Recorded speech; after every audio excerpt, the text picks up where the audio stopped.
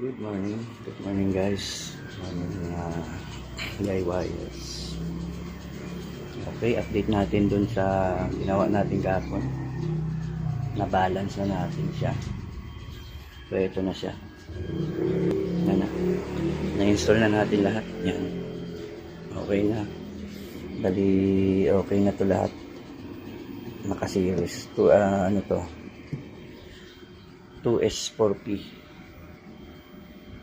2S 4S 2P. Ayan na siya.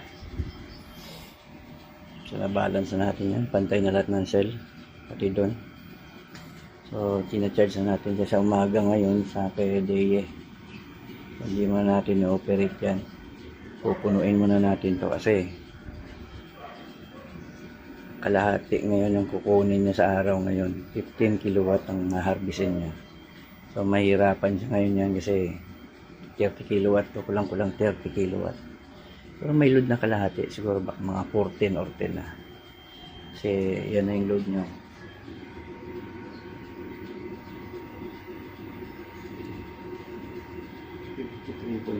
So naka-grade muna tayo. So, lahat fully operated na. 24 volt system, meron na tayo. 120 amps. 24 volts, gumagana na lahat. Itong isa, 48 volts naman na 100 amps, gumagana na rin. So, ayan yung battery natin. Okay na. Recharging na lang. So, antabayan na natin ito bukas. Kaya mamaya pag uwi, hindi muna natin tayo mag-load sa bahay. Sa grid muna tayo. Full charge muna natin. Yan na siya. Bali, good na. Yan. Napakagandang mga battery na yan. Okay. Update natin sa sunod na araw kung ano yung gaano baka talaga itatagal niya. Sa 300 amps, dalawang bahay ang load natin. Diyan natin naugutin. Yung dalawa backup lang yan case na may brand out, pwede tayo humugot doon, transfer natin dito. So alalay lang yung dalawang yan. Naantay ko yung charger na 48 volts na 20 amps para kasi bitin yung 5 amps, nasa 300 lang or 280 lang yung nahugot, mahina mag charge yun. Magantay natin baka mga Biyernes o Huwebes nandito na nakakuha na natin. So okay, tapos na, halina na, naglagay tayo ng bagong breaker. Isusunod natin ito kaso maliit lang naman yun. Kahit sa ibang araw na siguro yan meron tayong load dyan. Yan. Okay na. So wala pang araw, hindi gaano. Load na si 24 volts. Dito ang harvest sa kabila.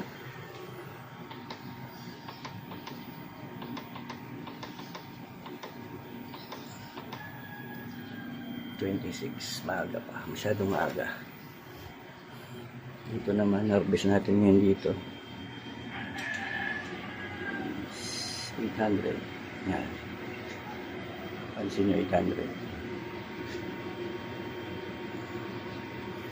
Sa 6:47 ng umaga, harvest natin 800 watts. Ayan. Pataas na ng pataas na. Umaga pa yan. So, patak na alas 12 yan. Kulang-kulang 5 kilowatt na mapasok dyan. Kung kasama doon, 3 kilowatt sa battery. Yan ang mapasok. Okay. So, medyo maganda naman yung araw ngayon. Yan. Ang araw. So, update natin. May bago dun. May bagong solar na nagpakabit dun. Tapat. Ganda. So, unti-unti na yan. Balang araw yan. Maubos na yan. Kakaroon na lahat ng solar yan. Panels. Maling kuryente.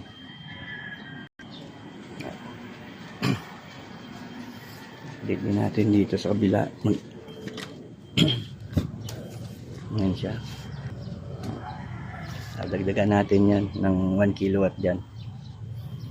Para maganda talaga. Bibili mga tayong SCC na maganda. Yan na siya. Okay. Ipanarawan yan. Mamaya siguro. Panarawan na yan.